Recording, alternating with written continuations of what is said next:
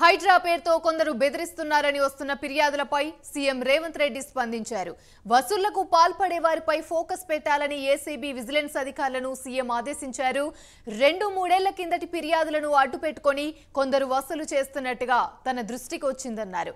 డబ్బులు డిమాండ్ చేసే వారిపై కఠిన చర్యలు తప్పవని హెచ్చరించారు.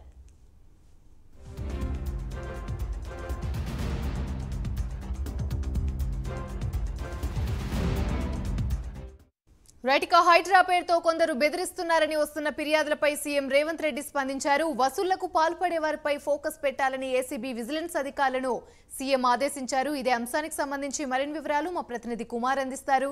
కుమార్, చెప్పండి. థ్యాంక్ యూ అమ్మని. ఇప్పుడు హైదరాబాద్ లోని హైడ్రా దూకుడుకు సంబంధించి ఈ కొంతమంది అధికారులు దీన్ని అడ్డుగా పెట్టుకొని వసూళ్లకైతే పాల్పడుతున్నారు. ముఖ్యంగా కొంతమంది ఏదైతే ఈ ఎఫ్ఎల్ బఫర్ జోన్ లో నిర్మాణాలకు సంబంధించి హైడ్రా ఏదైతే కూల్చివేస్తున్న నేపథ్యంలోనే ఆ కూల్చివేతలకి ఏదైతే సపోర్ట్ చేస్తామంటూ కూడా మీ ఏదైతే వాళ్ళకి సంబంధించిన ఎఫ్ఎల్ బఫర్ జోన్ లో ఉన్న నిర్మాణానికి హైడ్రా వెళ్లకుండా చూస్తామంటే కొంతమంది అధికారులు ఏదైతే లంచాలు డిమాండ్ చేస్తున్న నేపథ్యంలో ఇవన్నీ కూడా ఈ ఆరోపణలపై ప్రస్తుతం సీఎం రేవంత్ రెడ్డి కూడా స్పందించారు. కొందరు అధికారులు డబ్బులు డిమాండ్ చేసినట్టు ఏదైతే రేవంత్ రెడ్డి దృష్టికి అయితే వెళ్ళింది. ఈ నేపథ్యంలోనే అవినీతి అధికారులపై చర్యలు తీసుకోవాలంటూ కూడా ఇప్పటికే అధికారులైతే సీఎం రేవంత్ రెడ్డి అయితే సూచించడం జరిగింది. ముఖ్యంగా ఏదైతే అవినీతికి పాల్పడే అధికారులపై ఏసీబీ విజిలెన్స్ ఫోకస్ పెట్టాలని కూడా ఇప్పుడే సీఎం రేవంత్ రెడ్డి అయితే ఆదేశాలు అయితే జారీ చేశారు. ముఖ్యంగా చూసుకున్నట్టయితే ఇప్పటికీ హైడ్రాకి సంబంధించి ఏదైతే ఎఫ్ఎల్ బఫర్ జోన్ లోని భారీ నిర్మాణాలు అయితే జరిగిన నేపథ్యంలో వాటన్నింటిలో కూడా నేలమట్టం అయితే చేస్తున్నారు.